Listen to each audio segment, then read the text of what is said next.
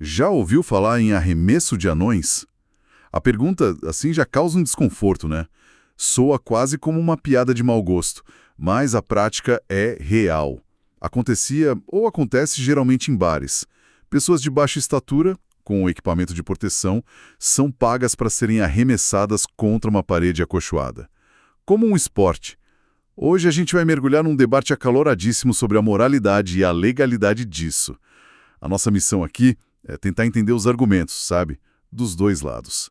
O que uma controvérsia tão bizarra pode ensinar pra gente sobre consentimento, dignidade humana e o papel do Estado. É um caso que, nossa, serve como um teste de estresse para os nossos princípios mais básicos. Ele força a gente a confrontar o que realmente queremos dizer quando falamos de liberdade e de dignidade. Porque, de um lado, a gente tem o argumento da autonomia, que é sagrado, né? Meu corpo, minhas regras. Do outro, tem a ideia de que talvez existam certos valores coletivos, uma noção de dignidade que a sociedade tem o dever de proteger, mesmo que isso signifique limitar a escolha de alguém. É um conflito fundamental jogado num cenário muito, muito estranho. Ok, vamos começar por esse primeiro pilar, então, o da liberdade de escolha, que parece ser o mais intuitivo para muita gente.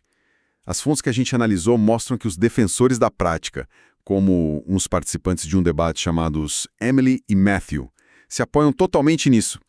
O argumento é bem direto.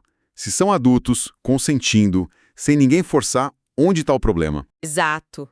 Eles afirmam que não há coerção. Simples assim. E para fortalecer esse ponto, eles trazem uma comparação que chama a atenção, que é o futebol americano. O argumento é que jogadores profissionais também são pagos para, e a citação é essa, serem jogados por aí. Eles sofrem concussões, lesões que duram a vida toda, tudo em troca de um salário altíssimo e para entreter uma multidão. Se a gente aceita isso, por que não aceitar o arremesso de anões, que envolve bem menos dano físico? É uma comparação ousada, quase chocante, eu diria. Mas será que ela se sustenta? Porque intuitivamente parece ter uma diferença fundamental aí. Pois é. E os próprios debatedores nas fontes exploram isso. O ponto crucial que eles levantam como contra-argumento é que um jogador de futebol, por mais violento que seja o jogo, ele não é usado como se fosse a bola. Ele é um participante ativo usando as habilidades dele. No arremesso de anões, a pessoa é o objeto passivo. A humanidade dela é, suspensa, para que ela se torne o projétil. A questão que fica no ar é: essa diferença na objetificação é moralmente decisiva? Para muitos, a resposta é sim. Entendi. E o debate vai ainda mais longe na questão econômica. Um dos participantes, o Matthew, argumenta que qualquer sentimento de humilhação é só mais uma variável na equação do salário. Ele compara com um mineiro de carvão, que recebe um pagamento extra pelo risco de desabamento ou de pegar uma doença pulmonar. Nessa lógica, a humilhação seria só um adicional de periculosidade para a dignidade, que é compensado no dinheiro. Nas fontes, se a dignidade é algo que pode mesmo ter um preço. O risco de um mineiro é físico, é mensurável. O dano à dignidade é algo muito mais profundo, talvez irreparável. Colocar os dois na mesma categoria é, no mínimo, controverso. Totalmente. E no meio disso tudo surge uma participante, a Lindsay, que leva o argumento da autonomia ao limite. Para ela, respeitar a dignidade de uma pessoa é exatamente respeitar a escolha dela, mesmo que seja uma escolha que a maioria de nós ache degradante. Ela argumenta que proibir a prática seria o verdadeiro ato de desrespeito. É como se o Estado dissesse: olha, você não tem capacidade de decidir o que é digno para você, deixa que eu decido. É um argumento libertário muito poderoso. É a defesa da autonomia radical. Nessa visão, a dignidade não é um padrão universal imposto de fora. É a capacidade de ser o autor da própria vida. No entanto, é essa visão que provoca a reação mais forte do outro lado do debate, porque eles partem de uma premissa completamente diferente. A de que a dignidade não é algo que você escolhe, mas algo que você tem, inerentemente. E é aí que a conversa muda de rumo. Exato. Se o consentimento não encerra a discussão, o que mais está em jogo?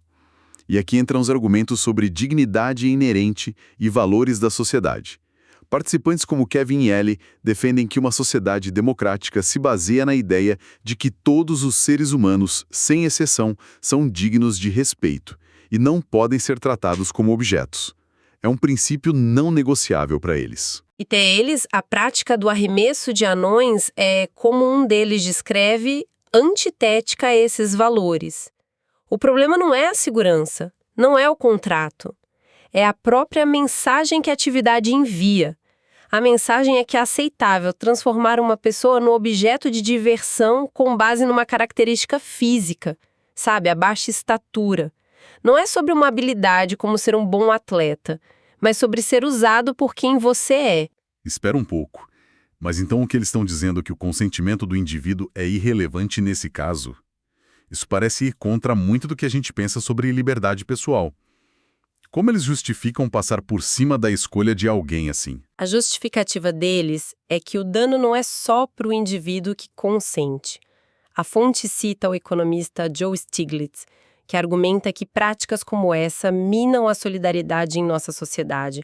A lógica é que quando a gente permite que a dignidade de uma pessoa seja comprada e vendida, nós barateamos o conceito de dignidade para todo mundo. Cria-se um precedente perigoso que corrói o tecido social, aquela ideia de que devemos um respeito básico uns aos outros, independentemente do que o mercado dita. Entendi. Então, na visão deles, é uma transação com efeitos colaterais para toda a sociedade.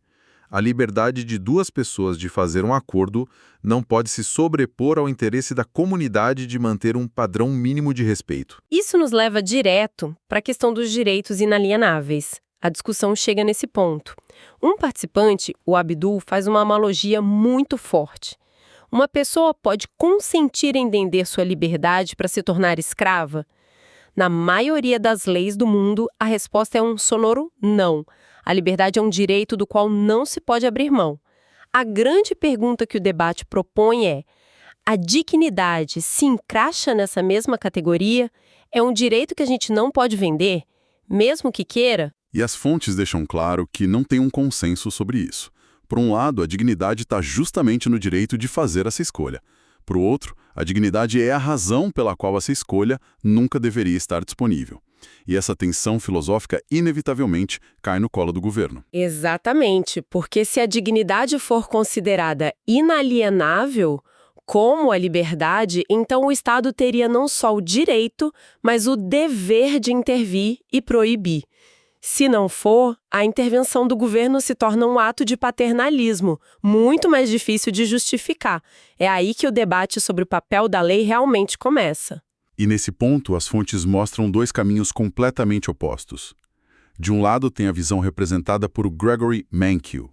Ele admite achar a prática degradante, mas tem uma enorme relutância em usar o que ele chama de monopólio da força do Estado para impor sua moralidade pessoal aos outros. O argumento dele é fascinante, porque ele volta àquela analogia do futebol americano para mostrar como a percepção de degradação é subjetiva. Ele diz que se você descrever o esporte de forma abstrata, homens enormes colidindo violentamente até seus corpos se quebrarem, soa terrível, mas no contexto cultural é visto como heróico. O ponto dele é: quem é o Estado para decidir qual forma de violência consentida é nobre e qual é degradante? O papel do governo deveria ser o de um árbitro neutro, garantindo que a transação seja voluntária, e não o de um juiz moral. Mas, do outro lado, temos a Ellie, que argumenta o exato oposto. Ela defende que, em casos como este, uma noção substancial de moralidade precisa, sim, ser parte da lei. Para ela, a dignidade do indivíduo, mesmo que ele mesmo queira abrir mão dela, se sobrepõe ao desejo de um consumidor de comprá-lo para arremessá-lo. A lei não pode ser neutra diante disso. E aqui a gente vê o conflito de forma cristalina. Onde traçar a linha? O dilema de Mankiw é que se o Estado proíbe o arremesso de anões por ser degradante, o que impede de proibir o boxe, as artes marciais mistas ou até trabalhos que consideramos moralmente questionáveis? Onde o paternalismo estatal para? Por outro lado, o dilema da Ellie é que uma lei completamente neutra pode acabar permitindo transações que, para a maioria das pessoas, violam o senso básico de humanidade. E se a lei decide não intervir, como o Mankey sugere, ela não está convenientemente ignorando uma outra camada de complexidade que as fontes trazem? A questão da qualidade do consentimento. Porque mesmo que alguém diga sim, quão livre é essa escolha? Ótimo ponto. Essa é a camada final que o debate adiciona, e ela desafia a própria premissa da escolha livre.